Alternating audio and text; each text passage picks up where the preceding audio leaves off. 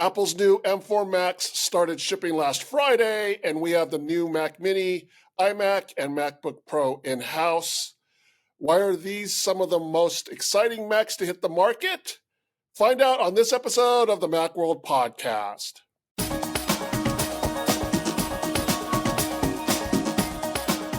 Welcome to the Macworld Podcast. I'm Roman Loyal, here with Jason Cross. Good morning. And Michael Simon. Hello, sir. We posted reviews of the new Macs at the end of last week. So on today's show, we're going to talk about our impressions. So before we get into like the specifics, yeah, so you guys review them. You review a lot of Macs, both of you. Is this like the biggest Mac launch like ever? At one time? I feel like so the biggest deal was the switch to Apple Silicon. Like that just kind of shocked everyone. But those models were kind of they rolled. Yeah, they kind of rolled. The chip was great, right? They rolled those out more over time. This covers more areas. This covers laptop, desktop, other like all in one, kind of all at once. We don't have a MacBook Air, but it's we're still waiting on a couple things. The Air got double the RAM, which is also so it kind of sort of updated. And we also got M3 Airs. We didn't have M3 Mac Minis, and we didn't have we're still waiting on Mac Studio and Mac Pro updates. But so biggest ever, I don't know, but I think the combination of the fact that they're hitting desktop all in one laptop, and some of these models are going from an M2 to the M4. They're like, they didn't get every update along the way. Kind of makes it feel like it's monumental. Plus, the M4 turns out to be pretty good. Yeah, it feels like Apple Silicon has really kind of come into its own now. Like what we expected from Apple Silicon, like the year-over-year speed bumps, the real kind of design overhauls, even like new features, and we got twice the RAM now. Like everything that we wanted from the first launch that we didn't quite get a couple of years ago. It seems like it's here, and if it's not here right now, it's going to be here in a couple months. Yeah, the doubling the RAM is just long overdue. So kind of course, doing but that it's still they didn't together with putting all these other products out makes things feel like really monumental. Right. And somebody, to your point, like somebody kind of measured it. These things have been getting 15% faster every generation. Well, from M1 to M4. That adds up a lot. Yeah. Like then suddenly you've got like your cheap computer is faster than your really, really expensive computer was just a few years ago. Like you can get a Mac Mini now that costs half as much as a Mac Studio from 3 years ago and is faster. Like it's beating all those M1 Ultra Mac Studios. If you bought one of those, you're just like, for $3,000 less, you can get a faster machine now, right? And it feels like, throughout those Intel years, for so many generations, it was just like, here's a couple more megahertz and, maybe this feature or that feature. Like this feels like Apple was really using the chip to kind of look at every line and how it can be better, how it can be improved year over year. And, we'll talk about the Mac Mini in a couple of minutes, but like it's pretty remarkable, like what the M4 Mac Mini for $599 gives you. Like it's probably it's definitely the best PC in its price range, but it's probably the best or in the top 10 budget PCs you can buy anywhere. Yeah. This is the Mac Mini for people who are watching this stream. It's like they tell you it's small and then you're just like, yeah, I get it. It's small, and then you actually hold one. You're like, oh yeah, that's it's tiny, very small. Yeah, and it's very quiet. And you could certainly buy a faster $600 Windows PC, but it's going to be a big noisy box, right? the sort of the crossroads that they've achieved of size, quiet, power efficient, and high performance isn't really found anywhere else. Right. Like they're everybody's like, I can get a Raspberry Pi that's in a deck of cards for $200. I'm like, yeah, but it's a Raspberry Pi. Like it's not anywhere near what this is. And it's not even like you got to know what you're doing if you buy that Raspberry Pi. It's not going to just work out of the box like the Mac Mini will. This is like a really great deal in the base models. Right. And then it quickly becomes a really bad deal. I think MKBHD and a couple of the other YouTubers brought this up in their reviews as well. It's like the $599 base M4 model, now that it has 16 gigs of RAM, like a base M4, regular non-pro M4 is really great. It's really fast. You can do some, like, $600. It's awesome. You can do some serious video editing and all that other stuff. You don't get a keyboard. You don't get a trackpad. Right. You need a monitor. You need, there's these caveats, and the big caveat is, well, it has 256 gigs of storage, and that kind of stinks. And then you have one more storage, and Apple's charging like 5 or 6 times what, like they charge more to go from 256 to 512 than buying an entire 2 terabyte M.2 drive that is like really, really high performance. Like it's so the upgrade pricing is insane. It's funny because like it hasn't changed in years. Like this is Apple's upgrade pricing. That's the problem. It hasn't changed in years. When you make a base model that's so good, it just feels worse this time around. Yeah, it feels even worse than it did for the old M2s and the old machines. But part of it's also just they haven't changed this upgrade pricing in so long. I don't know if the market's getting other things are getting cheaper. Like I'm surprised they changed existing computers like the MacBook Air to have 16 gigs of RAM. Me too. I'm glad they did, but it just makes you look at their actual RAM pricing and go like, what the hell? Yeah. So it's the same thing. If you find a deal now, like on Amazon or something, for an 8 gig MacBook Air M3, it's like you don't, right. For one, don't get it, but two, it really shows you because like the 16 gig is like $50 more now. Before that was $200 more. So Apple is the margins are clearly out of whack. But Apple, I don't. Like we knew Apple at some point was going to go up to 16 gigs of RAM. We were hoping it was this year, and it happened. I don't know that they're going to change their upgrade pricing ever. Well, no, and they'll always have these nice whole numbers, but they could change how much you get for those. Okay. Right. Yeah. Okay. Like one of the things that I found really so this one here that we reviewed is the M4 Pro. Yep. Right, which a little more GPU, double the GPU, starts at 24 gigs, right, of RAM, and we have the version with the full M4 Pro chip, so that's 14 core CPU, 20 core GPU. The base model of this is 12 core CPU, 16 core GPU, and 24 gigs of RAM, and it's $1,400. Again. And it starts at 512 gigs of storage. Again, that's a pretty decent deal. That's $100. And then you start making it like this one, $200 more to get the full M4 chip. It's $400 more to step up the RAM to 48 gigs. So, it's the same story. It's not great. But what I found really interesting is it's $400 to take the M4 Pro version from 24 to 48 gigs. That's the first memory jump. Yep. You go from 24 to 48, it's $400. That's 12 gigs for $200, essentially. $200 on the regular M4 Mac Mini gets you 8 gigs. Right. Well, why is it 8 here and 12 there? Like because they're not going to change $200. Like that's their increments. Even in the storage, it's $200. It's just like you get 256 gigabytes of storage.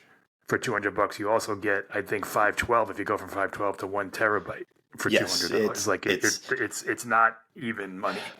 It's not even money. It's completely arbitrary, and it's not like they're 30 or 40% more expensive than even buying retail stuff. And Apple's not paying retail. They're for like 5 times as expensive as like retail. It's completely out of whack. So it's like a really easy computer to love because it's so fast. It's so quiet. It's so small. It has Thunderbolt 5. It has, gigabit Ethernet. I'm HDMI. I miss having a USB-A port. Yeah. You're going to want a hub because there's still USB-A stuff out there. Like you're going to get a thumb drive from somebody or a microphone or something. There's a lot of USB-A accessories still out there. Yeah. I have a very modern Logitech mouse and its little receiver is a USB-A receiver. Sure. And I can change it to Bluetooth mode, but then it's a little laggy and whatever. Right. So that exists. You're going to need a hub, but still, base models, great, really easy to love, so fast, so small, so quiet, decent price for, it's Apple. It's still a little expensive, but like decent price. And then immediately, the second you start upgrading it, you're just like, what? Now it's so expensive. Now it's so expensive, I hate it. Yeah. I mean, you can very quickly get into $2,000 plus. The one we reviewed is over $2,000. Yeah. It's about $2,300. $100 of that is 10 gigabit Ethernet, which a lot of people don't need. But that it has the RAM upgrade and and it has more storage. Yeah. And it's a great computer, and it's funny that it is more powerful than my Mac Studio, which is an M2 Max Mac Studio. Right. An entry-level Mac Studio, and it's about the same price as that was. It's way faster. Yeah, and with the storage, you can buy a Thunderbolt drive, you can buy a USB-C drive and get way cheaper external storage. You're stuck with the RAM. Thankfully, they gave you 16 gigs. Before, when they gave you 8, you were basically tacking $200 onto the base model of every Mac they sold. Well, and for the M4 Pro, they give you 24. It's even better. Okay, right? It's even less need to upgrade. Yeah. The 24 gigabytes of RAM is upgraded. Is enough for right now. Yeah, Apple Intelligence, all that stuff. Yeah, and even if for a few years, unless you're doing massive audio production stuff or crazy 8K video, which you're not buying a Mac Mini if you're doing that. Well, I saw a lot of people who are like content creators and stuff, and they're like, I will buy one of these just to have it as my travel computer. Yeah, sure. I can see that. Like instead of working on a MacBook all the time, like if I'm going somewhere and I'm going to be doing a bunch of stuff and I've got a hotel room and I want to have a monitor and stuff, I will bring this or I'll bring a Vision Pro. I mean, it's funny, like this monitor. Is the first Mac Mini that's actually mini. Like before, David wrote an article last week and he had the pun, like it was like a Mac Skinny, where it was thin, but it was wide. It was still kind of wide. The footprint wasn't, it's small, but not like this is like insanely small when you get one. When you see one, it's like, wow. Like David, it's still that sort of Jason 7.5 inch square, where the same size as a Mac Studio, but like skinny. Yeah. Which is for a desktop computer is small. That's definitely a small desktop computer, but it's nothing like this little thing. Like this is right. This is Jason published a thing last Friday, just a fun little article comparing it to all different common things, and it was like wow, this thing is really friggin' small. Yeah, you put a Magic trackpad on top, and it just covers the whole thing. Yeah, it's really impressive, and this is what we wanted to see, to bring it back to the original point from Apple Silicon from like day one. Like we knew this is where Apple was going. It took a couple of years. Their selling point. Inner MacBook Pro, and like we'll see that iMac is going to probably get a redesign in 2 or 3 years too. Like we're going to see some real, hopefully once again, revolutionary designs that Apple Silicon is so efficient. When they announced Apple Silicon at WWDC, they said we can. The reason they were doing it, why they're jumping, is that we can imagine future computers that we can't build with Intel. With Intel, right? Like that we have to. Because they have to serve all these other customers. Like we need to be in control of making things that work the way that we need them to in order to make these future products. And this Mini feels like the first of those. Absolutely. iMac, not as much. I feel like they could have done that. Like that's a laptop in a all-in-one case. Yeah, sure. But yeah, the Mac Studio kind of started to feel like that too. That was like for the power that you got in that, especially with the Ultra. Like it was like, wow, that's a really small thing for what that is. I really can't wait for them to do an M4 Ultra. I'm sure they will next spring. Yeah, I bet we're getting Mac Studio updates next spring once they get the M4 Ultra. We know they're not skipping it like they skipped the M3 Ultra because they're going to update all of their cloud AI servers to it. Right. They're all doing M2s now, and they're going to that, and they need all that RAM and stuff. So, I mean, and this will be the first time all of Apple's Macs are running the same generation of Apple Silicon chip, which is, fairly monumental. That's a big deal. Yeah, it makes you wonder if that will be the regular thing going forward. Right. If they're sort of re-engineering all the internals to make it so that it's easier to make the chip and then just update all the products. Yeah, I mean, it makes sense if they're in control of the whole manufacturing and the fabrication of the chip. There were rumors a couple of years ago, back when there was all those production issues, that they wanted to get the Mac on this kind of annual cadence, but they couldn't because they can only get certain chips, so they had to prioritize different models. That's why the iMac didn't get an M2. That's why the Mac Studio hasn't gotten the M3. But now that everything seems to be, working and running smoothly again, we'll see. Until TSMC runs into new problems again, we'll see. Yep. So when the Mac Mini was introduced, it was discovered that the power button is on the bottom of it. And we said during that announcement, we said that during that announcement, we didn't think it was a big deal. But now, Jason, that you've used the Mac Mini for a while, has your perspective changed on that at all? No, I mean, it's one of those things that's just so visibly dumb. They're like, we had to. It's like, you couldn't put it here? You really couldn't put it here? Like, your Apple? Like, that's where the old Mini, that's the old one was kind of like at the bottom, but the ports are here. It was in the back. Yeah. But the old Mini was skinnier than this one, and if you really wanted to. I feel like it would have cost. I think this saves you like 15 cents in like internal structure engineering, whatever. So, but you don't print. It's light. It's small. It's small enough that you're not going to put a bunch of stuff on it where you can't just kind of lift it up a tiny bit and press the button. It's not that big a deal. You're going to press that power button 5 times a year. It's one of those things you look at and you're just like, there are obviously better solutions for customers than this. So why would you do this? Can you reach your finger under there without lifting it? There is a fan that raises it by about a quarter an inch or so. Yeah, you can kind of see it on here. Yeah, you can no, if this is on a desk, I can't. I have really skinny fingers, so like a child maybe could. People are making all these like silly little like plastic 3D printed things to do it. Don't do that. Don't do that. It's a third-party opportunity. Right. To avoid like 5 or 6 times a year lifting this 1 pound computer 2 millimeters so that you can press the button. Thing, 5 or 6 times a year. If that, like, the Mac isn't designed to be restarted or shut down every day. Like it's efficient. Even when Mac OS is smart enough where you don't have to do that. Even when you're restarting it because of a software update or something, it's fully rebooting. You don't need to hit the power button. It's only if you power it down, you lost power, you got a power outage or something, That kind of powering it down just doesn't happen a lot. And you can lift it, this little thing, and press that button, and it's not a big deal. And it's small enough where you can't really put a monitor on it. Like the old Mini not at all. Was like a monitor stand as well, because it was relatively wide. Yeah, I use my Mac Studio as well. I don't think so. Oh, so there you go. So with the new Mac Studio, are they going to do the same thing, you think? No. I don't think so. You mean re-engineer it so that re-engineer the power button to the bottom. Just so it matches? Oh, God, I hope not. No, they have a lot more space on the back, so I don't think it's saving them anything.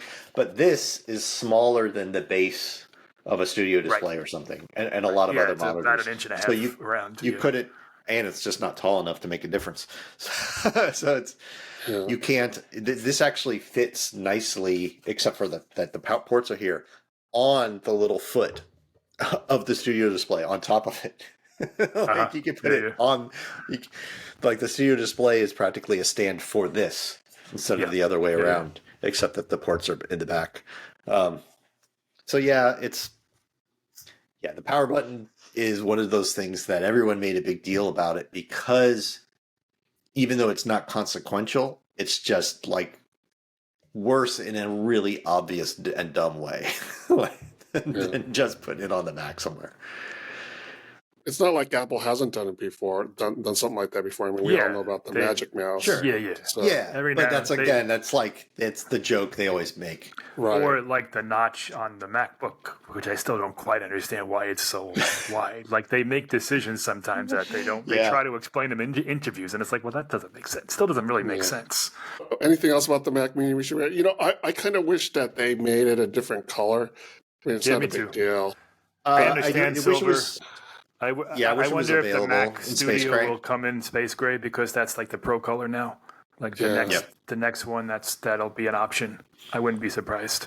I would even accept that if they made the space gray only available if you get the M4 Pro. Like I would even accept that sort of dumb artificial. They used to do that. They did that with the Intel Mac Mini a while back. Yes, the space gray one. Yeah. I'm a little surprised that they didn't offer it in iMac colors. I thought when they introduced the new iMac a couple of days prior that they were going to, have a bunch of anodized aluminum blue and orange and pink and stuff. Like that would make it more of a consumer product and possibly sell more. Yeah. But alas. There's other than that, there's nothing else to say except that they, just like with the other Mac, the iMac and stuff, they changed all the accessories to be USB-C. They're not different any other way. Right. They just replace the Lightning with the USB-C, and that's what you get. They haven't been updated. Which we expected. Yeah, for the most part. Yeah, Jason has a full review of the M4 Pro Mac Mini on Macworld.com. We'll have a link in our show notes to check that out. Apple also released new MacBook Pros based on the M4. So there's a new base M4, and it sounds, by the looks of it, Apple basically took all the feedback that they got, and they made it right. They made it a true Pro laptop this time for the around. first time in a long, long time, there's an entry-level Pro machine that is an actual, lower-cost version of the Pros. Yeah, because it was kind of a weird, when they introduced the M1. It was the 13-inch. Yeah. Which wasn't really a Pro when it was Intel. It was just a smaller, it was closer than the, so once they redesigned the MacBook Pros with the was it the M1, Roman? The 14 and 16? Then the M14 and 16 came out, but they still kept that 13-inch model around. Right. That's what they did for a generation too long. Yeah. Yeah. And then they've dumped it with the M3. But then they, with that base model, it only had 8 gigabytes of RAM. It only had 2 Thunderbolt ports. Mm-hmm. It was weird. Like they couldn't make up their mind whether they wanted to make it a Pro machine or whether they wanted to make it a tweener machine. There were sacrifices that if you were a real Pro user, you wouldn't even consider that model because it just wasn't enough. Yeah. And if you added all the things back, you got to the 14-inch M3 Pro model. So you might as well just buy that one. But now, like if you're a casual Pro or just a Pro that doesn't have $2,000 plus to spend, the $1,599 model, which you can get cheaper on Amazon in a couple of weeks, I'm sure, is legitimately good. 16 gigs of RAM.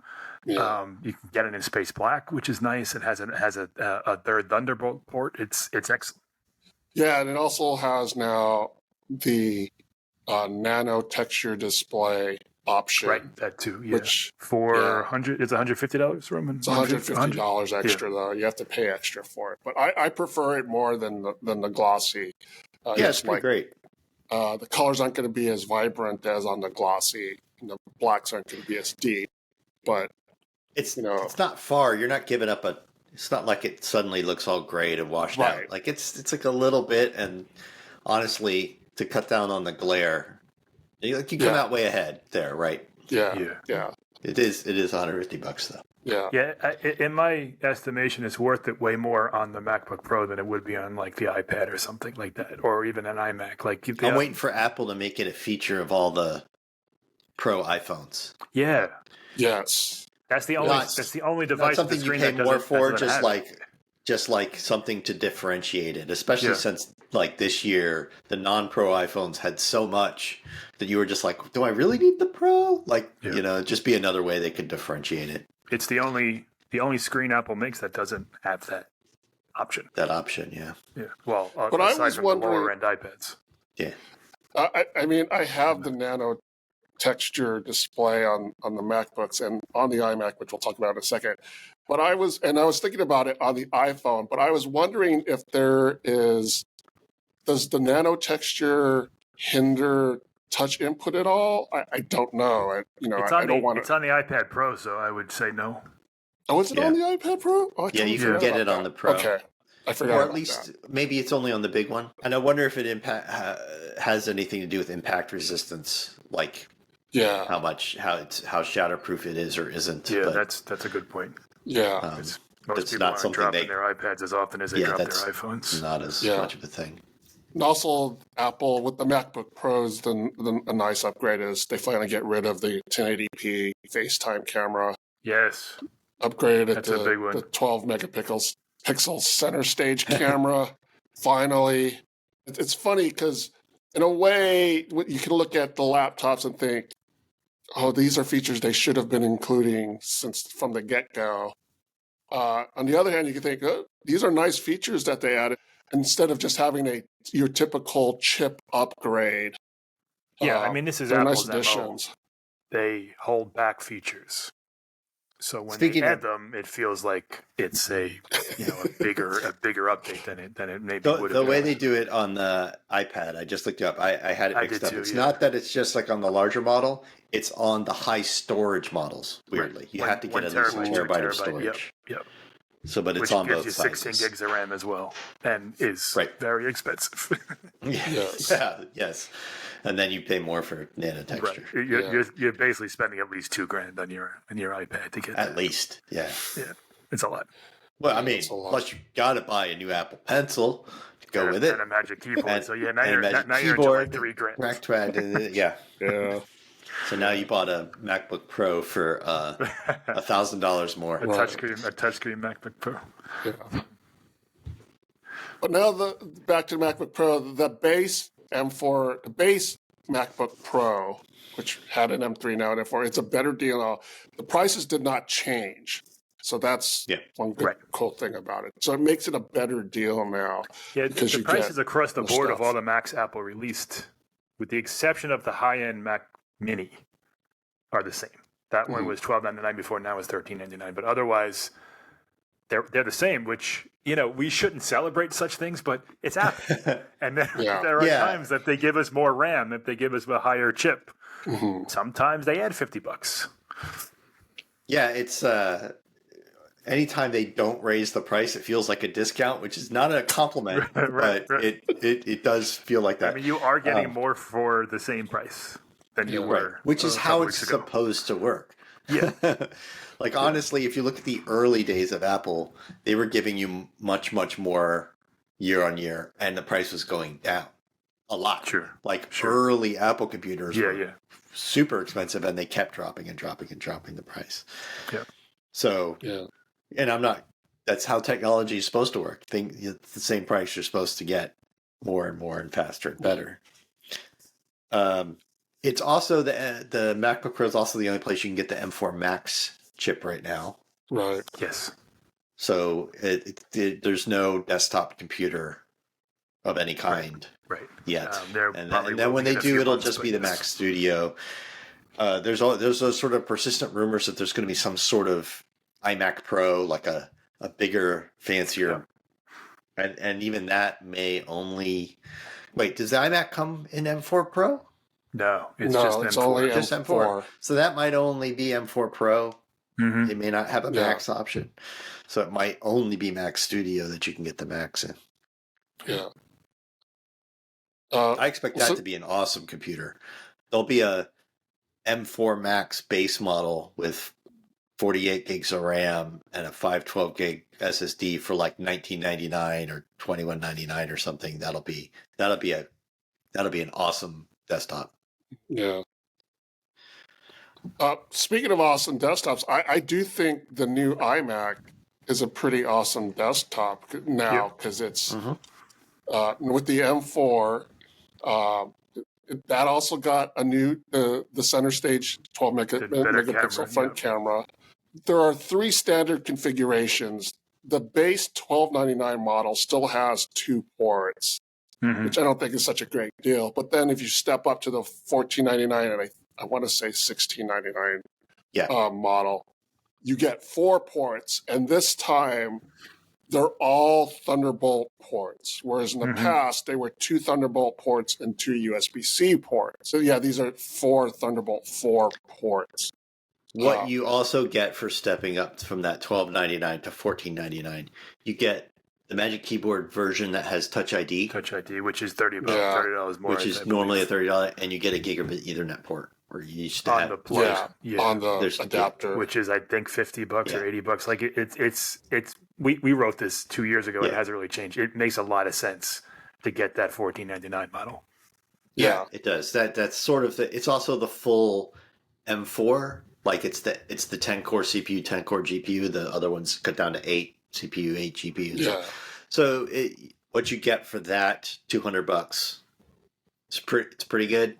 Yeah. I still think you're not going to want to buy a computer with 256 gigs of storage. Like an all-in-one desktop that you're going to keep for years and you're not going to swap out and replace. You probably still need to buy more storage, at least. Right. Yeah, that's what the $16.99 is. It's just the version with more Thunderbolt ports, you can get a really fast external drive, and it'll be, absolutely, pretty good. Yeah. If you just things to store your data on, not your core applications you run all the time. Yeah. Yeah. And they also, all models come in all colors now, which is nice. Before it was that weird split thing where the base model came in certain ones, and then you had to get all. If you want blue, you can get blue in all of them, and red and yellow, and the colors are a little bit different.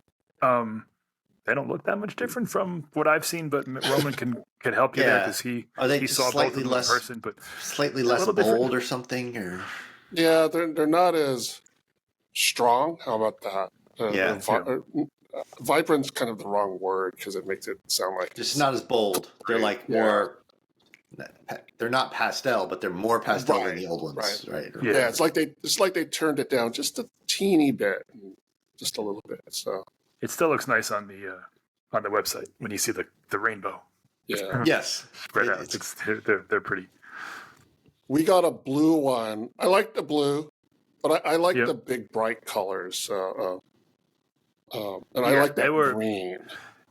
Yeah. Like the back matches the front closer than it did before. It was like a pretty stark different. The back was like very, very, very deep, and the front wasn't. I don't know why they don't have the same color on the front and the back. I don't quite understand it, but it's a little bit different. They're really nice. If you want an all-in-one computer with the display, you're not going to get anything better. You just won't. I don't even know if they exist. Jason knows more about PCs than I do, but does anyone make anything that's even close to the iMac on the PC side? Like an all-in-one? Oh, yeah. The all-in-ones are still a category that, HP and others do. They're not like as thin and colorful and stuff. They're more plain and everything, but like the popularity of the all-in-one has diminished a lot in the PC world landscape because more people now just use laptops. I mean, I think the iMac, that's true for the iMac as well. I mean, I don't know what Apple's numbers are. They don't break them out, but I got to assume it's the lowest selling. Yeah. Next to maybe the Mac Pro. Yeah. I mean, maybe at any price range you're looking at there, I would personally rather get a Mac Mini and a monitor. Right. Not an Apple monitor because that blows the price out of the thing. But like an equivalent.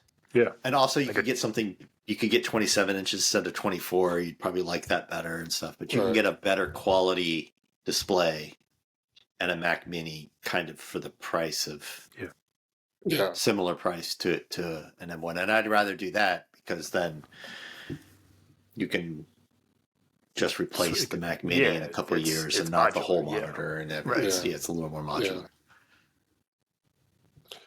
So overall, Mike was asking at the beginning of the show, if this was a monumental release. I don't know if it's monumental, but to me, these Mac releases are a lot more compelling than they have been for a while. Maybe even more compelling than the M1. Because the M1 was just pure brute force. The M1 was a shock in the sense that it's like, wow, Apple just burst onto the scene and delivered like twice the power of anything that they had been doing. Yeah. But now it's like we're really seeing the benefit of, when you make everything yourself from the computer to the silicon, like you could really do impressive things, revolutionary things, maybe if you want to use that word, that Apple wouldn't be able to do if they were still buying chips from another company. Well, also the M1 release was basically, we're putting these new chips in these old form factors. Right. Yeah, nothing except changed. For the iMac. Except for the iMac. That was a few months later. Like the first batch of M1s, which came out about almost exactly 3 years ago. 3 years ago? What are we in? 2020, so 4 years ago. 4 years ago. As Roman said, they were the old chassis with new parts. In fact, people opened them up and they're like, "There's so much space in here. It's ridiculous," because they didn't need all the cooling and all the parts. I feel like it made this huge difference in the MacBook Air, where, like you said, we didn't get a new design yet, but the performance shot up so much compared to the old Air. And the battery life as well. And the battery life at the same time. Like both just like took this massive leap at one time. And we sat there looking at it going like, it's a shame this is in a laptop with like these huge bezels and stuff that's just kind of out of date compared to the rest of the industry and all. And it took them another year to like give us a new design, a new Air design, which is now my favorite. Like that's my, I wish I had HDR, and I don't even need ProMotion. I don't care about a higher refresh rate or variable refresh rate. I just want HDR on a MacBook Air. That's the perfect size and weight to like carry around and use it on the couch, whatever. So they nailed it there. So speaking of the MacBook Air, when are we getting word? Yeah, the word is that we're going to get M4 MacBook Airs early 2025, which probably means like March, April. Early spring. Either March or WWDC. Like that's basically year 2, March, April, or WWDC. Yeah. Last year, I want to say they came out in like May or something, or March. When did they come out last year? I want to say March. The M3 update. Yeah. Or this year. I'm saying last year in the sense that it was a weird already April. In 2025. Hold on, we got to look. Sorry, everybody. I wrote the review and I can't even remember. Yeah, because it all blends together. March 4th they came out. I'm looking at their press release. So early March. I don't think Apple needs to have an event for that. No. Maybe if you take everything, the Mac Studio, maybe a new display or something, maybe. But I wouldn't be surprised. I think if we get a new iPhone SE at the same time, that could be an event for sure. But I think that's what we're going to get. Is we're going to get Mac Studio and MacBook Air kind of at the same time ish in the spring, and all that's going to come before WWDC, which is going to be all about the second generation of Apple intelligence. Yeah.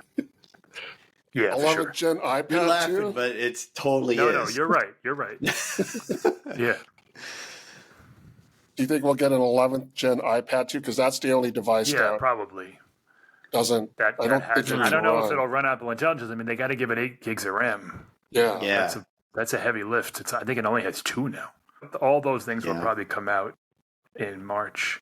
It's been it'd have to have an A18. Yeah, like the Mini, the iPad Mini, not the Mac. Yeah. I think they could do that. Well, we have reviews of all the new M4 Macs on our website.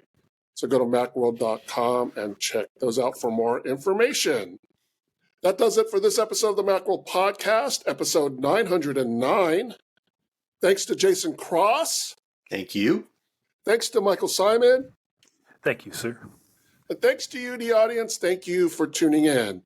You can subscribe to the Macworld Podcast in the podcast app, on Spotify, on YouTube at the Macworld Podcast channel, or through any other podcast app. Do you have any comments or questions? Send us an email at podcast@macworld.com or contact us through X, that's @Macworld, or on Threads, that's @Macworld_HQ, or on the Macworld Facebook page. Join us in the next episode of the Macworld Podcast as we talk about the latest in the world of Apple. See you next time.